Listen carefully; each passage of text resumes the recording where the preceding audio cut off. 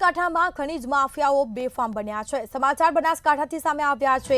ખનીજ માફિયાઓ બેફામ બન્યા, ખુલ્લેઆમ ખનીજ ચોરી કરવામાં આવી રહી છે। કાંકરેજના અરણીવાડા નદીમાં ખનન કરવામાં આવ્યું હતું। ખાણ ખનીજ વિભાગ દ્વારા દરોડા પણ પાડવામાં આવ્યા હતા।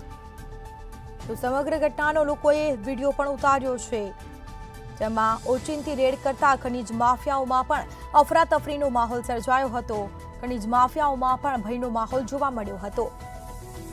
તો મોટી સંખ્યામાં ડમ્પર અને અન્ય વાહનો પણ નજરે પડી રહ્યા છે, જેના સીધા દ્રશ્યો સામે આવ્યા છે।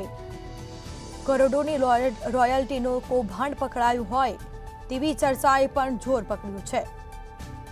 તો ડમ્પર અને અન્ય વાહનો પણ નજરે પડ્યા છે, જેના સીધા દ્રશ્યો સામે આવ્યા છે।